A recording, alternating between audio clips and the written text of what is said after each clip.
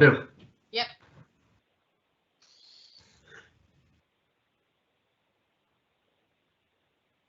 Good morning, everyone, and welcome to today's webinar about trading with the EU under the new rules. My name is Tom Smith. I'm a director in the Border and Protocol Delivery Group. I'm joined today by a colleague, Rosanna Chowdhury from the Transition Task Force, which is also part of the Cabinet Office. And we're supported by people from other departments, including HMRC and DEFRA. So we're going to talk a bit about the current state of play and what's coming up in the next few months. You will be getting copies of the slide deck, and we will also be uploading this webinar for anyone who has not been able to make it today. So don't feel you need to note down everything in the slide deck. Thanks. Next slide.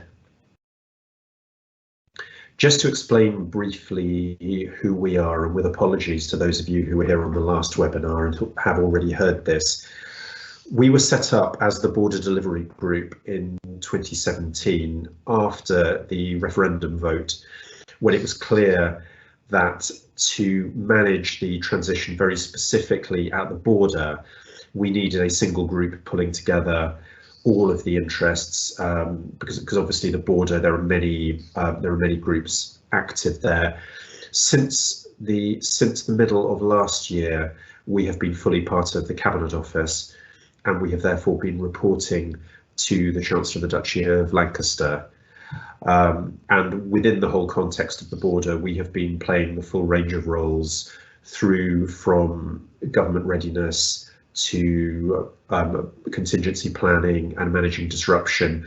And we are also the people who are looking forward to the strategy. The words "and protocol" were added to our title to clarify the fact that we were also responsible for many of these functions in respect of trade between Great Britain and Northern Ireland under the Northern Ireland Protocol. Next slide.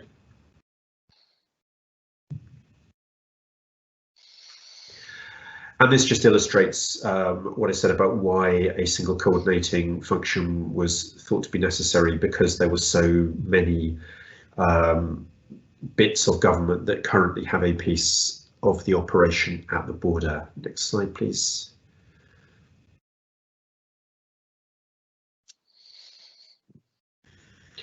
So as I said, the aim of today is to look at the situation now, to update on what's been happening over the past couple of months, and also to give you an idea of what we have been saying to business in terms of the guidance and other support that we have been making available. And there will be an opportunity for you to ask questions using the question and answer function on your screen. Next slide, please. Next slide, please. Okay, so to recap, on the 1st of January, we left the EU single market and the customs union, which means we are now in a different customs territory from the EU. And that has certain consequences in terms of the requirement to make customs declarations, which is just a standard thing about when you're moving goods across an international boundary, not within a customs union. Obviously, the trade and cooperation agreement reached with the EU on Christmas Eve provided for tariff-free and quota-free access for goods going in each direction. But you will probably have heard about rules of origin, which I'll come back to later, and that there are still cases where tariffs are payable when the goods are not covered by the TCA. And just to stress that this applies not just to people trading regularly, but for any movement of goods between Great Britain and the European Union. Next slide, please.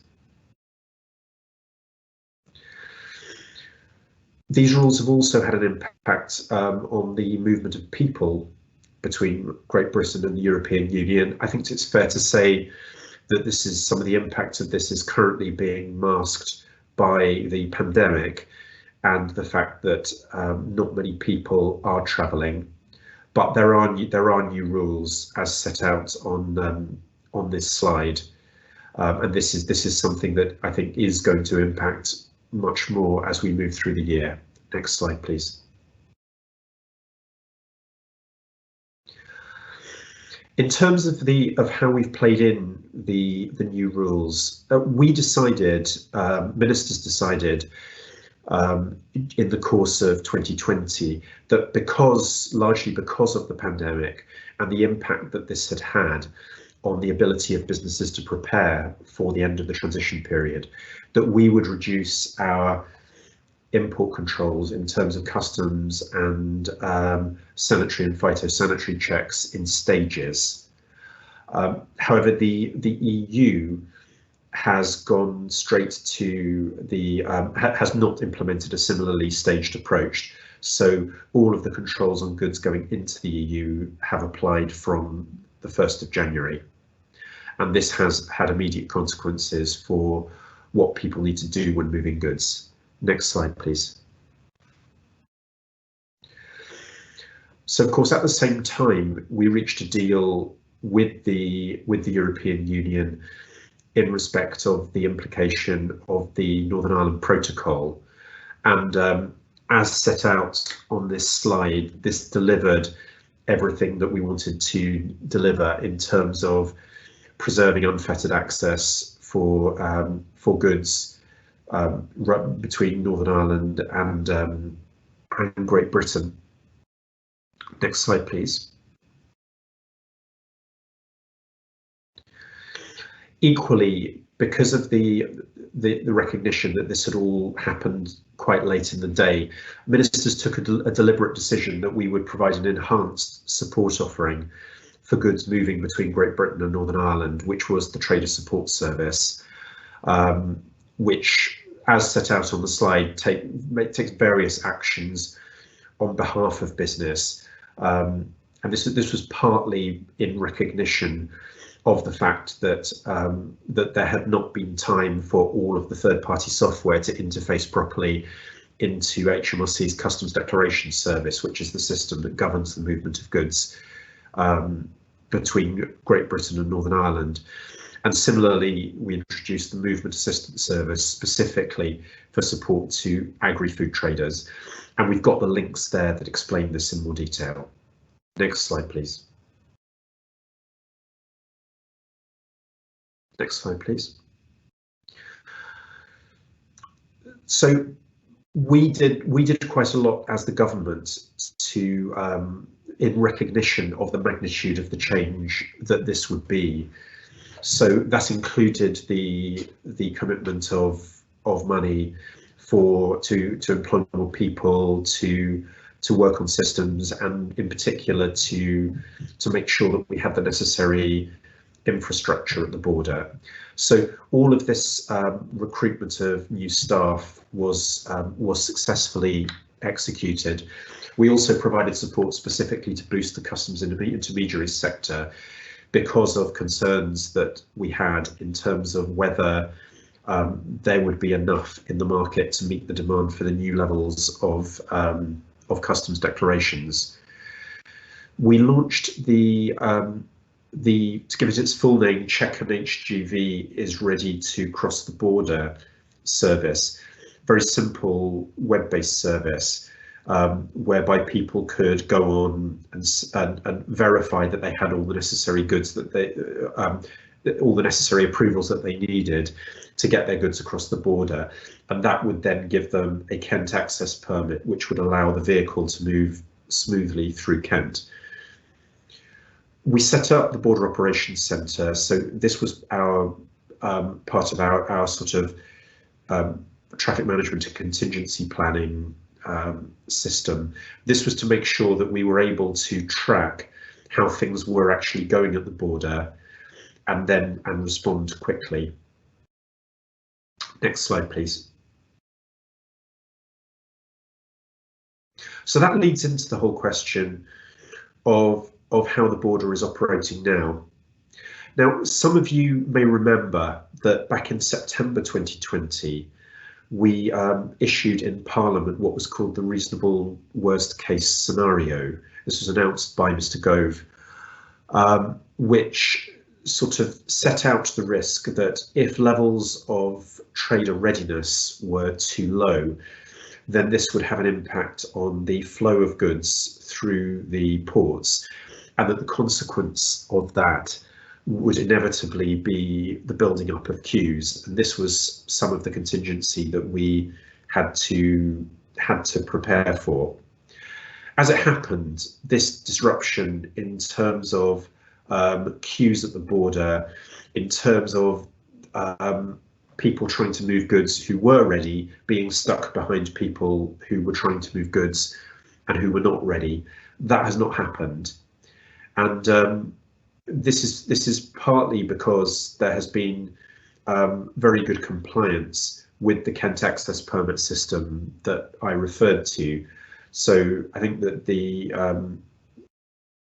what we're seeing is roughly 85% of HGVs moving into Kent have successfully applied for a Kent Access Permit, which shows that they are that they have undertaken the necessary preparations. And we are not seeing the problem that we had feared of a significant proportion of trucks getting to the ports and then finding that they are not ready. So as it says there, at the beginning of January, we were getting around 8% being turned back. It's now less than 3%. And that 3% does include people being turned back for not having the necessary COVID test for the driver to get access into the EU. Next slide, please.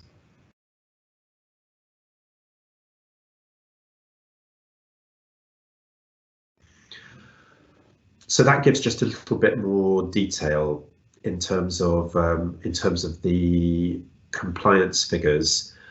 And just to pick on the last point, some of you may have seen that we have put into the public domains some of our internal management information. Would stress again that these are not trade statistics, and there will be trade statistics coming out in the normal way, and they will show the levels of trade. They will as usual go through all the process of verification by the Office of National Statistics. So what this is showing is that the volumes of vehicles going through the ports have returned to the levels for the same time of year in 2020. That you may have seen some stuff in the press which effectively challenges us to say, yes, but aren't there a significantly higher proportion of HGVs going through from GB to EU which are empty? The truth of it is there are always a significant number of empty HGVs moving Great Britain to the European Union. We have seen a certain uplift in that. And again, we've put these figures in the public domain, but it is not as dramatic as some have sought to imply. Next slide, please.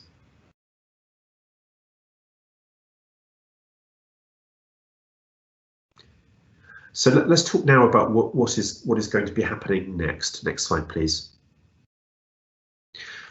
So the next major change in terms of exporting from Great Britain to the European Union will be that there will be a certain change taking place on the 1st of April, with the big change coming on the 1st of July, because at that point goods moving from the EU to Great Britain will have to make full customs declarations. Right now what is happening is that people are able to defer the making of declarations, and they just have to make an entry into their business records in terms of what they're moving. And there also, one of the new features is that we will be requiring safety and security declarations for goods coming in from the EU. This has always applied to goods coming in from outside the EU, so this is effectively just standardising the procedure. Next slide, please.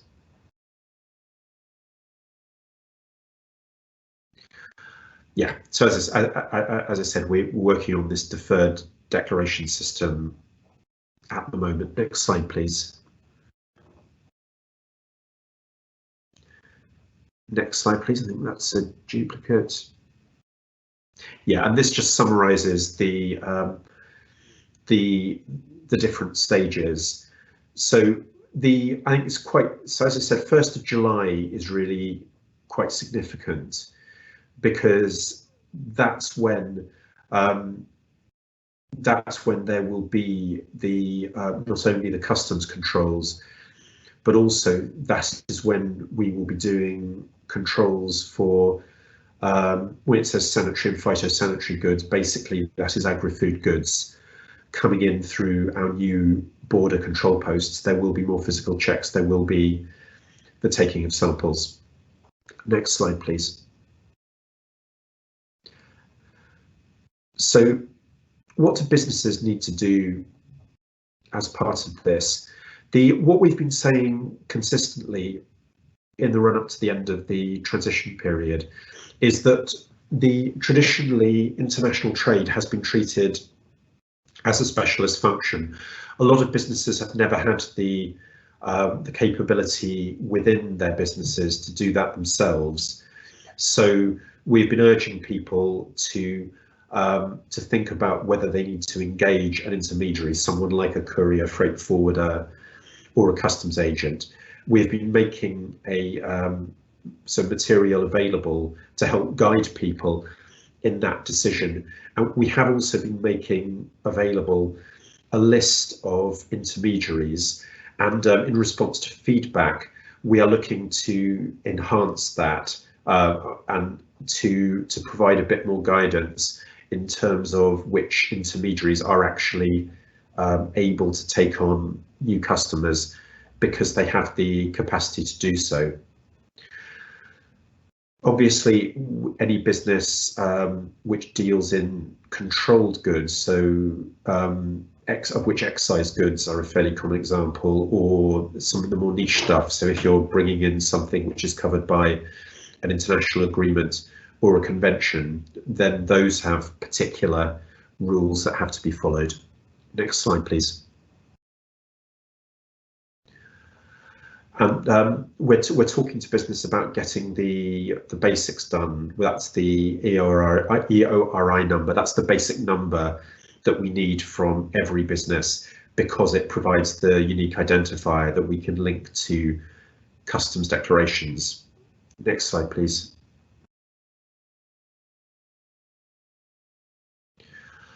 So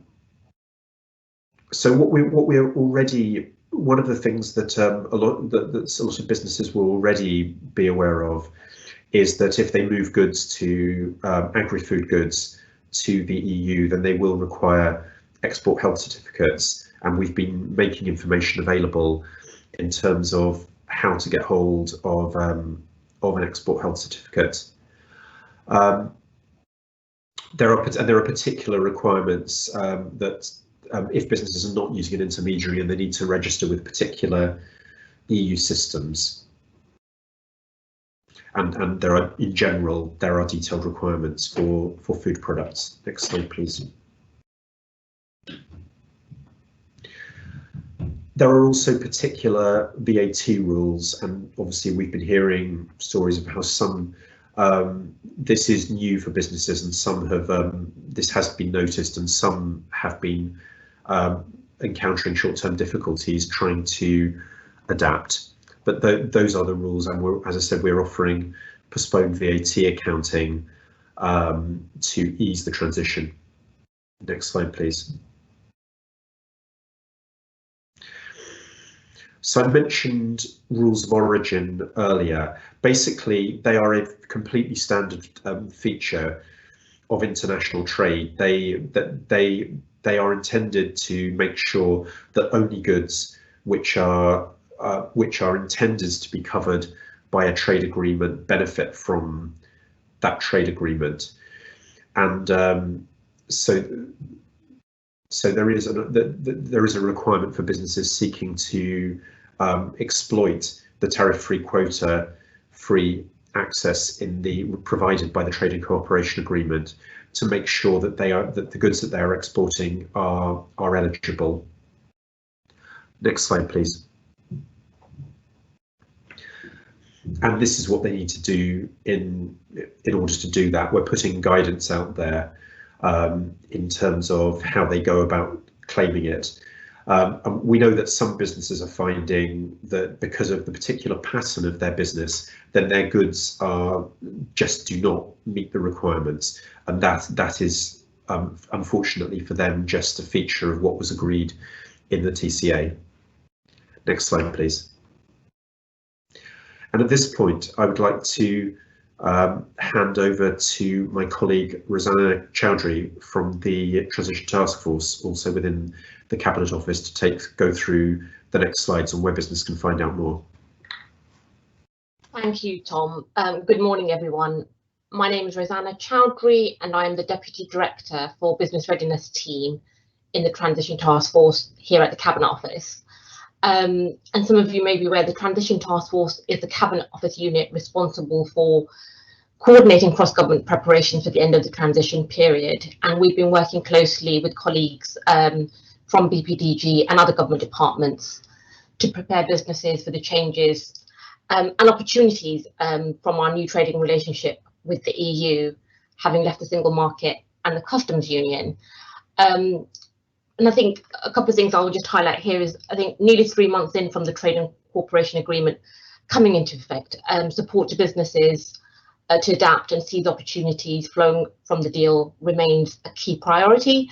We want to ensure that all businesses have the support they need to adapt to these changes. And I think I will therefore use this final section to highlight key resources that are available that you can signpost businesses in your constituencies to. So I think the main thing to say is the best place to go for guidance about the changes and new rules for doing business with the EU is GovUK. That is where all the latest, most accurate information is available. It includes details on the border operating model, which covers movements between Great Britain and the EU. It also has further information on the Northern Ireland Protocol and kind of sets out business guidance on that as well. And then again, as set out on the slide, there are a range of materials, including step-by-step guides on importing and exporting, including videos that take businesses through that process in further detail.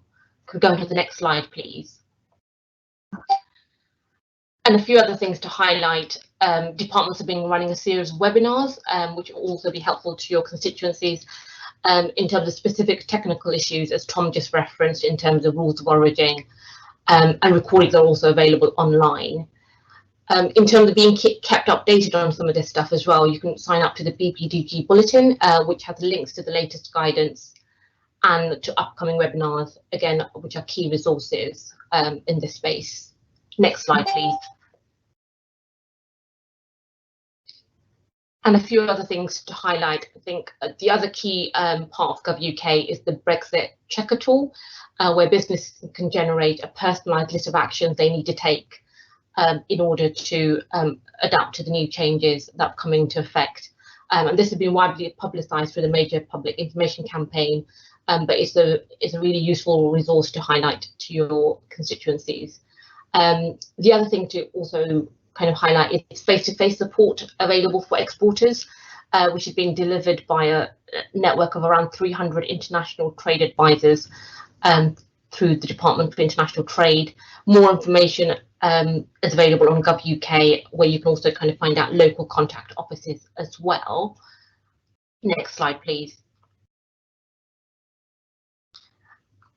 And then also to highlight a number of government helplines, so businesses can call on specific issues such as VAT or any general business queries as well. And a full list of government available helplines is on GovUK.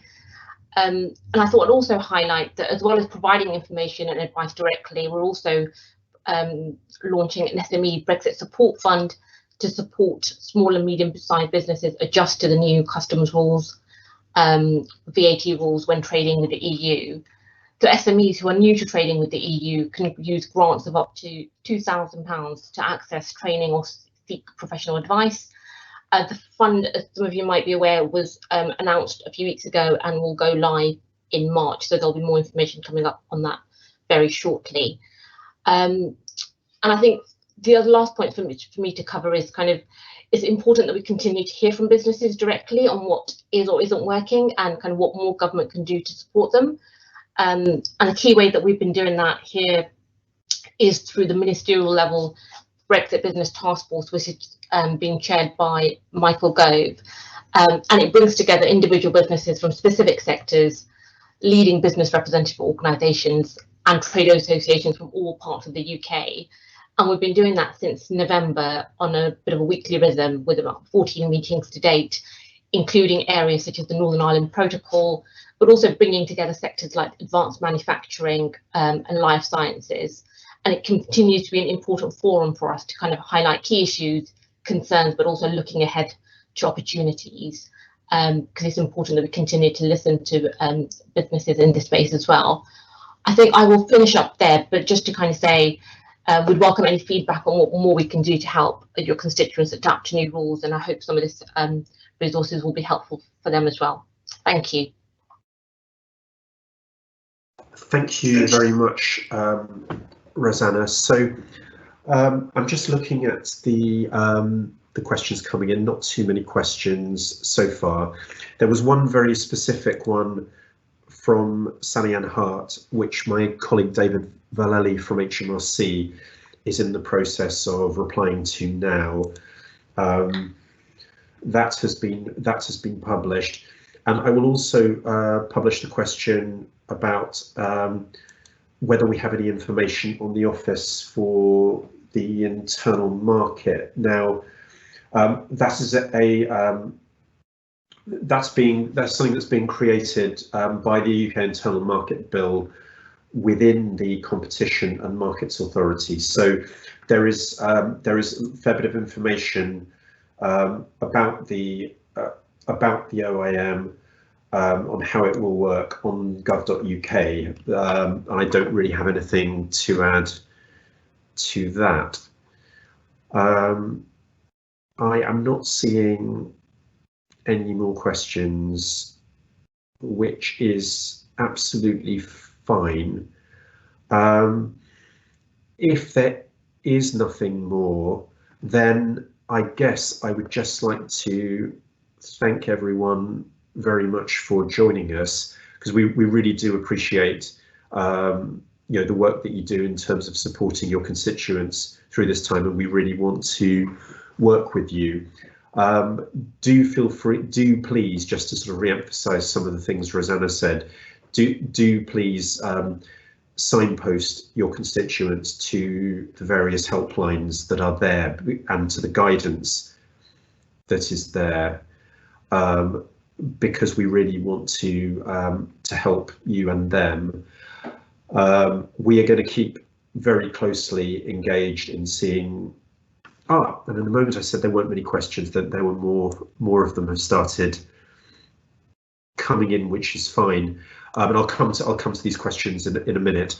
We're going to be working really hard in the run up to the next stages of change in April and July, to learn the lessons from what has worked well in the run up to January, and make sure that that people are that as ready as they can be. So yes, the new questions that have come in relate to some specific issues. One with veterinary medicines and one with fish food. So I will actually publish both of those. Just say to Ian, if you reply, it will just remain as a private reply. So I'll publish it first, and then we can work from there. As a general issue, we know that there have been some issues with hauliers being uneasy about bringing goods to and from the GB and prices going up. We are very closely engaged with the key haulier representative bodies about this to, and I think a lot of it is concerns from hauliers that the businesses may not be ready to meet the new requirements, and that hauliers will therefore be caught with that. So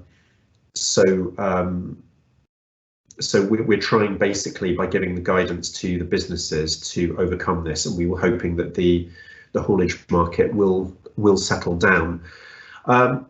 There's a general question about concerns getting about delays at ports.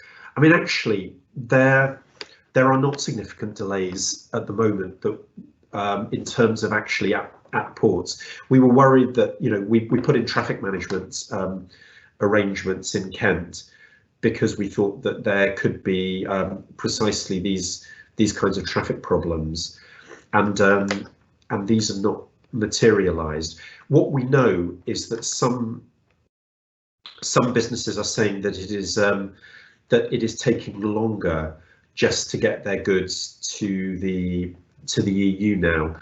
I think that this is a combination of two things.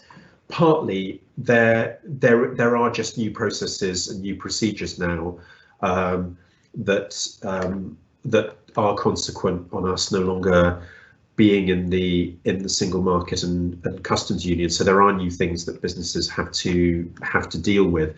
I mean, we're also aware that and I think it's understandable that there is issues about there is a learning curve going on for businesses, for GB exporters, for EU importers, for officials on both sides of the channel.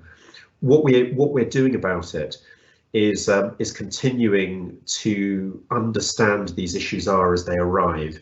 Where we think these can be solved by new guidance, we get that new guidance out there. We are also in very regular contact with officials in other key member states, so the places where a lot of goods go, so France, Belgium, Netherlands, Spain, to make sure that there aren't misunderstandings going on in terms of what is required.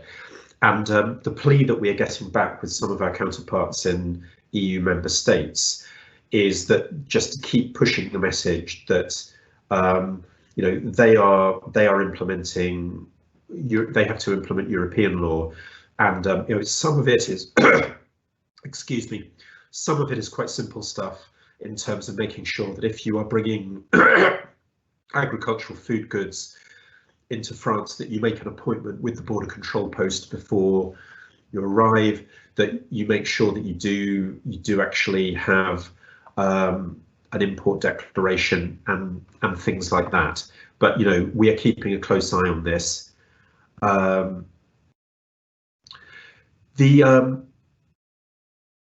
Just looking at other comments, are these phone numbers MP hotlines or open to the public? The specific phone lines there are phone lines that are aimed at the public. I know that some departments do have particular means through which MPs can contact them by telephone, but what the ask from HMRC and DEFRA, which are the departments that take the most of the contact from business on this, is that if MPs want to send in sort of issues on behalf of their constituents through the ministerial correspondence emails that are set out there, that they are able to identify urgent issues, and that's the most efficient way of processing them. And there is a particular question about the VAT margin scheme coming from Greg Hans's office. So I will just highlight that to my HMRC colleague, who may be able to give a reply. But any question, what I would say is that any questions that we cannot reply to today, we will send replies through in writing afterwards. The only other thing I would mention is that we in the Boardroom Protocol Delivery Group, we do regular events for business stakeholders that we've been doing ever since January. So we have been doing, in the first few weeks, daily phone calls which have been about sort of reassuring people about the sort of state of flow through the border, we're scaling those back now because we're sort of through the immediate time of January, but we do still issue a weekly bulletin, and if anyone wishes to receive our weekly bulletin, which is about sort of latest border news and also any updates on new webinars and the like that we're making available, then you are welcome to subscribe to that. And perhaps if one of my colleagues could put the email address into the Q&A. I mean, basically it is bpdg.inquire. It's already done, Kyle. Yeah, brilliant. Thank you very much, Kyle. That's great. I understand that the question on VAT margin scheme for antiques is more details than anyone is able to give the answer to today, but we will research. We will go back to the experts in HMRC and come back to that. Fine. I cannot see any more questions that have come in. That is absolutely fine. Do keep sending in the questions as and when they come. We are, as I said, we are really keen to help you and to help your constituents deal with the new procedures that they are having to face right now. And as I said, we will keep on working on this very closely as we move through the year and to the new stages of the introduction in controls.